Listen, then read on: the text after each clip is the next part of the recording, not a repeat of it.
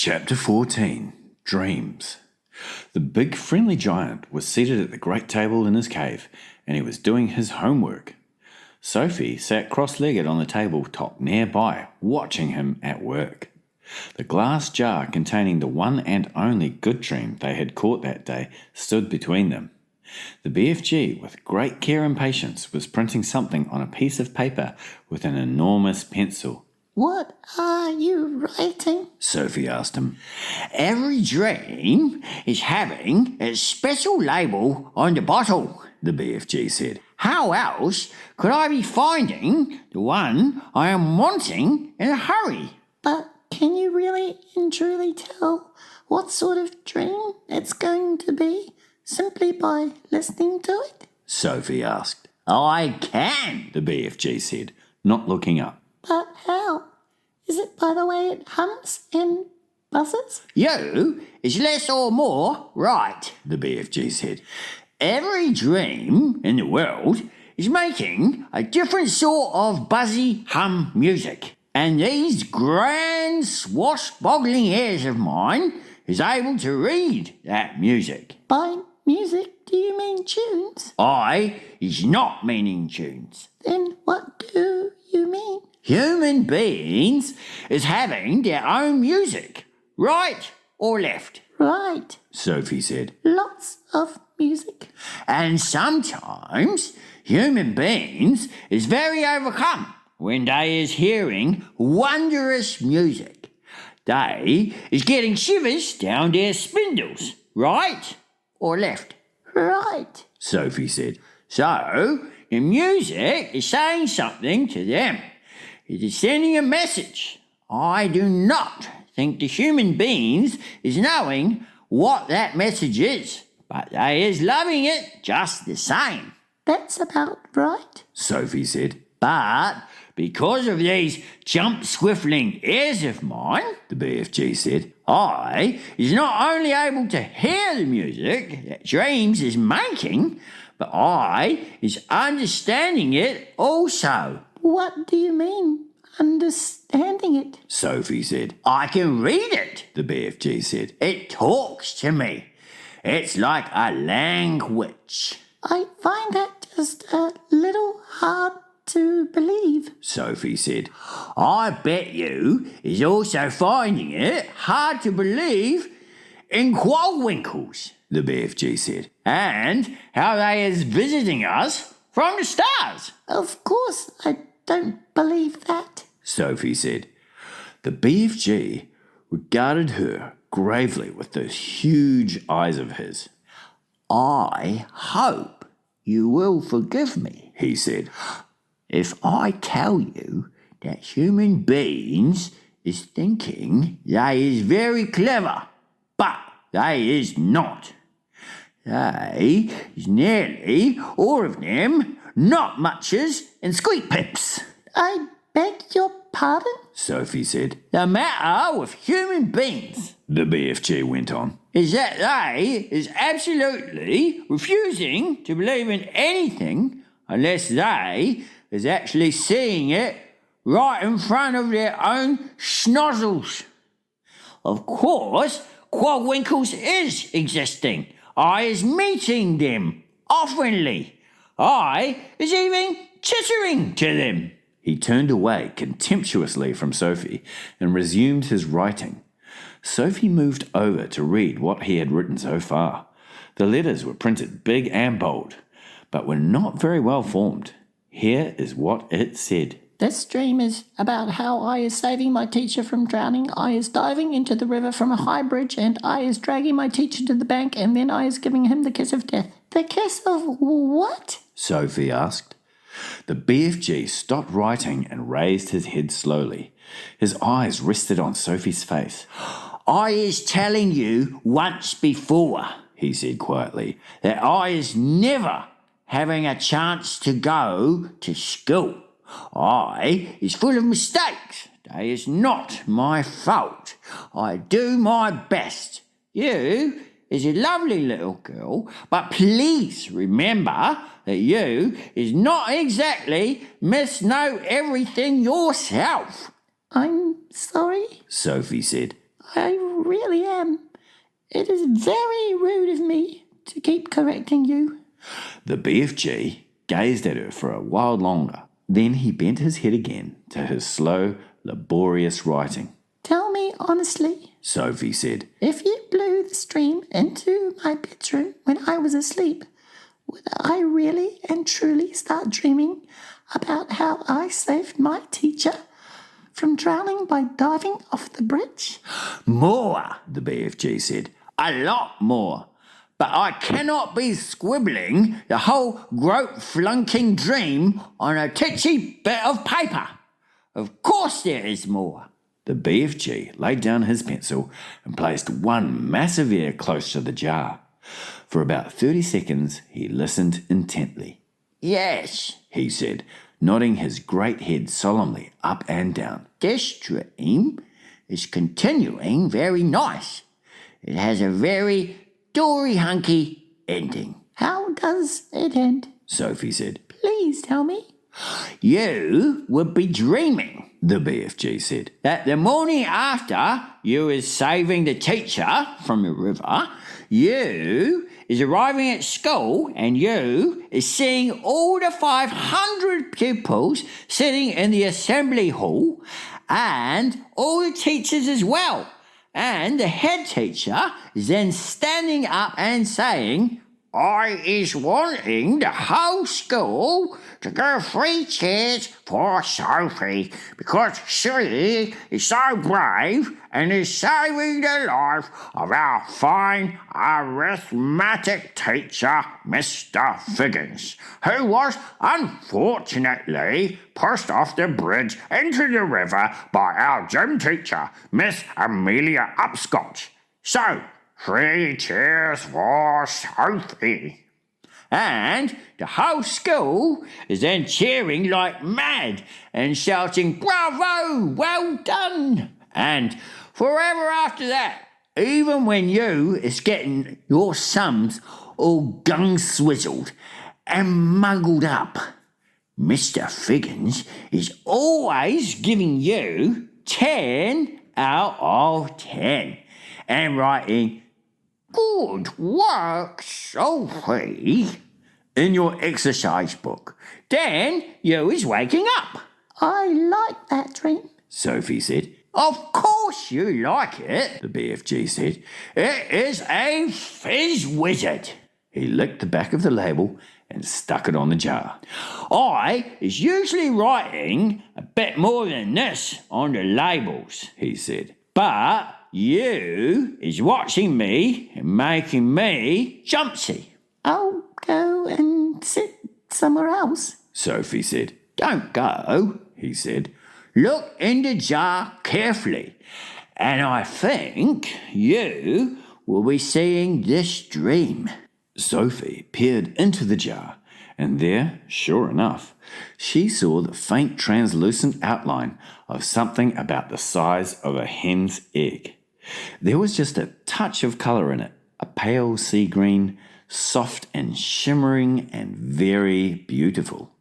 There it lay, the small oblong sea green jellyfish thing, at the bottom of the jar, quite peaceful, but pulsing gently, the whole of it moving in and out ever so slightly, as though it were breathing. It's moving. Sophie cried. It's alive.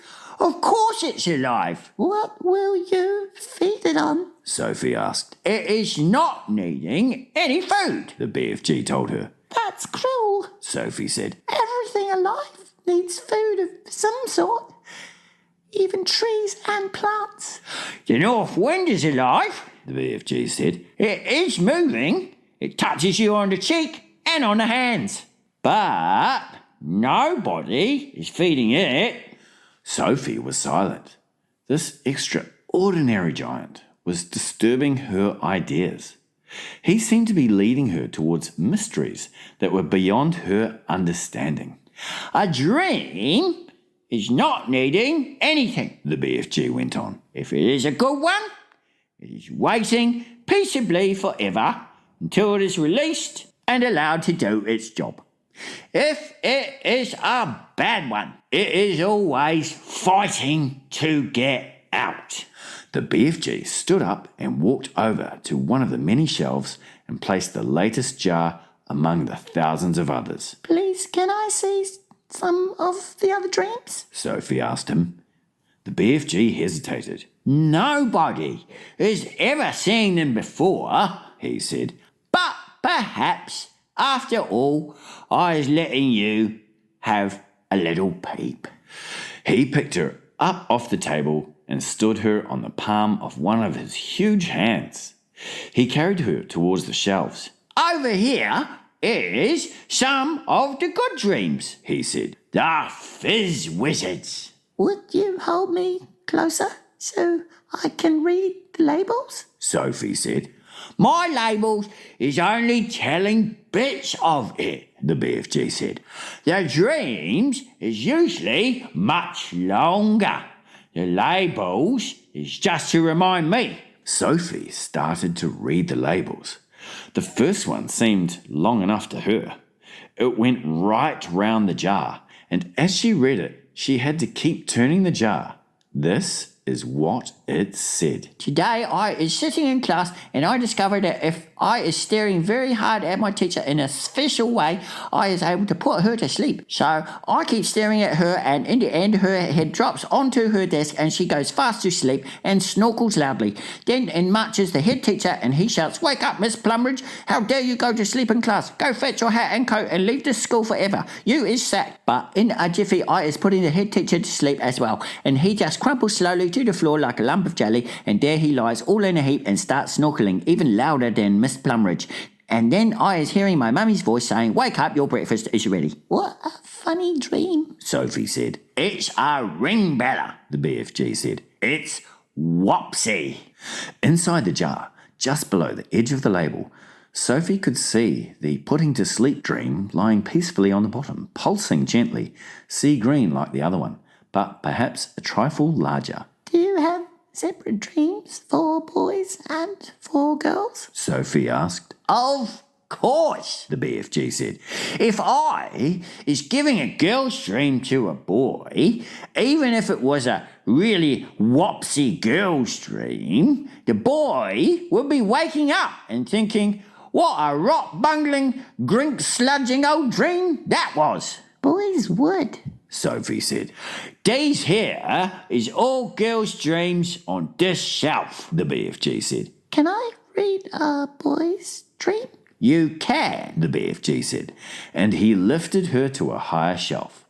The label on the nearest boy's dream jar read as follows.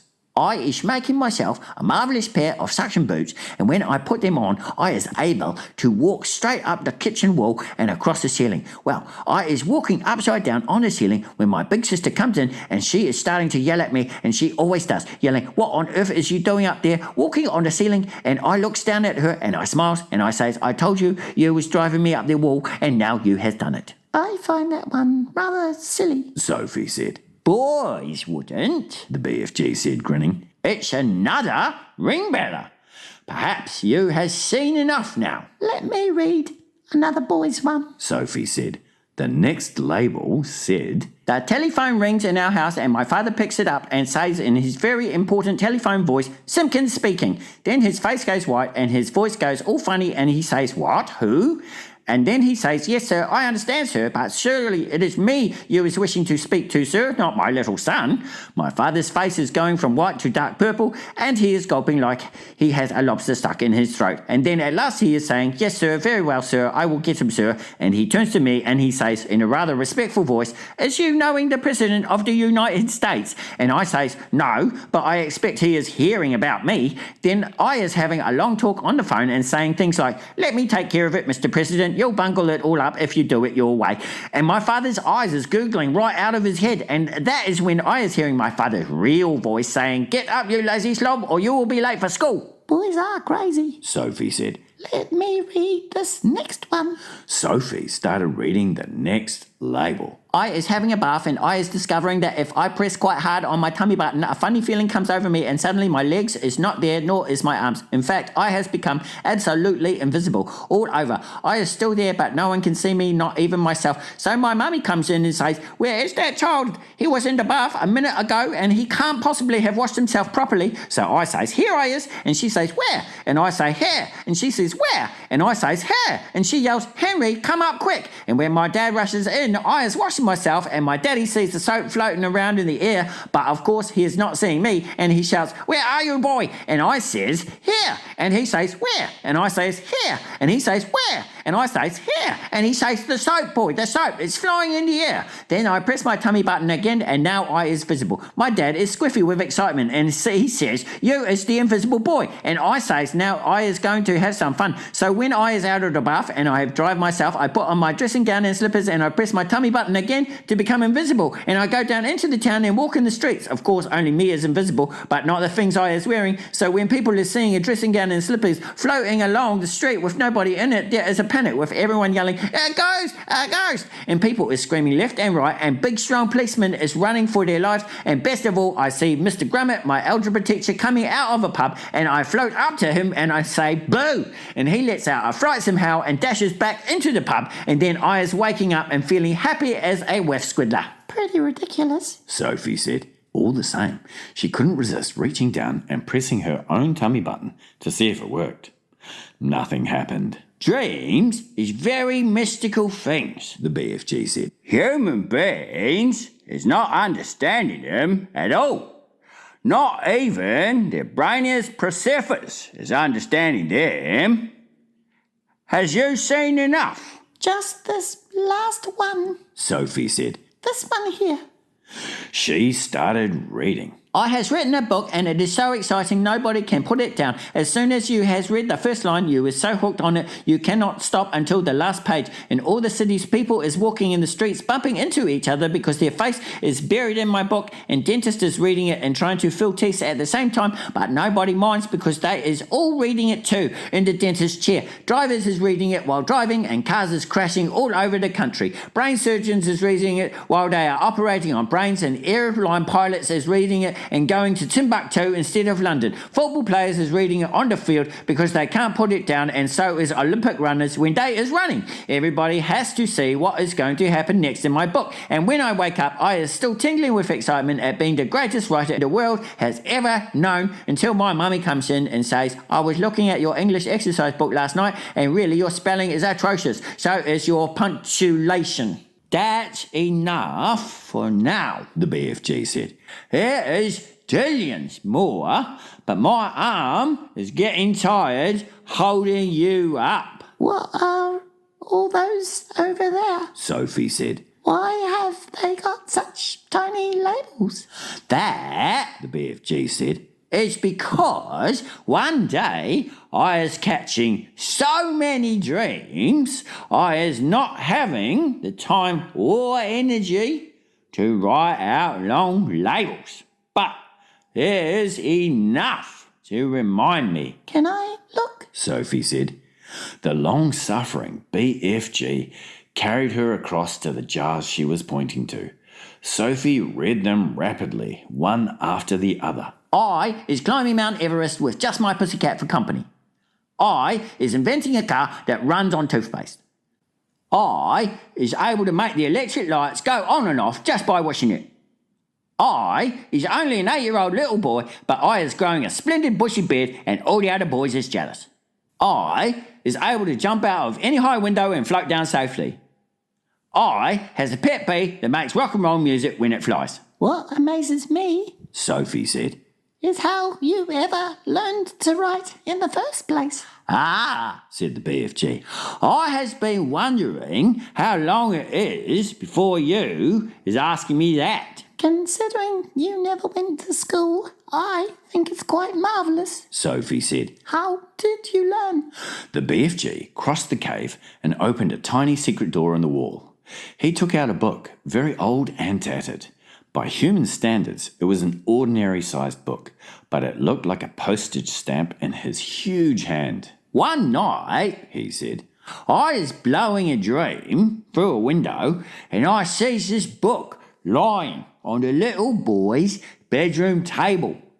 I wanted it so very badly, you understand, but I was refusing to steal it. I would never do that. So how did you get it? Sophie asked. I borrowed it, The BFG said, smiling a little. just for a short time. I borrowed it. How long have you had it? Sophie asked.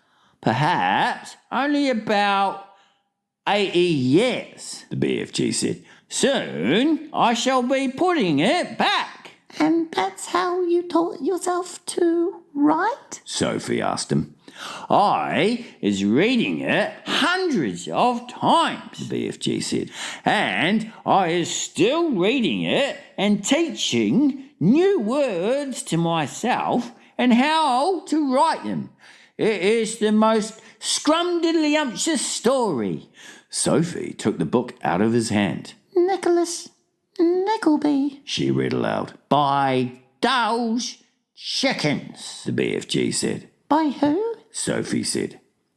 Just then, there came a tremendous noise of galloping feet from outside the cave. What's that? Sophie cried. That is all the giants zip-fizzing off to another country to guzzle human beings. The BFG said. He quickly popped Sophie into his waistcoat pocket, then hurried to the cave entrance and rolled back the stone. Sophie, peeping out of her spy hole, saw all 9 of the fearsome giants coming past at full gallop. Where is you off to tonight? Shouted the BFG. We is all of us flush bunking off to England tonight, Answered the flesh lump eater as they went galloping past. England is a luxurious land, and we is fancying a few nice little English tiddlers. I, shouted the maid masher, is known where there is a giggle house for girls, and I is guzzling myself full as a froth blower. And I knows where there is a boggle box for boys. Shouted the gizzard gulper. All I has to do is reach in and grab myself a handful. English boys is tasting extra lick swishy. In a few moments, the 9 galloping giants were out of sight. What did he mean? Sophie said, poking her head out of the pocket. What is a giggle house for girls? He is meaning a girls' school, The BFG said. He will be eating them by the bundle. Oh no! Cried Sophie. And boys from a boys' school. Said the BFG. It mustn't happen. Sophie cried out. We've got to stop them. We can't just sit here and do nothing. There's nothing we can do, The BFG said. we is helpless as horse feathers. He sat down on a large, craggy blue rock near the entrance to his cave. He took Sophie from his pocket and put her beside him on the rock. It is now quite safe for you to be outside until they is coming back, He said. The sun had dipped below the horizon and it was getting dark.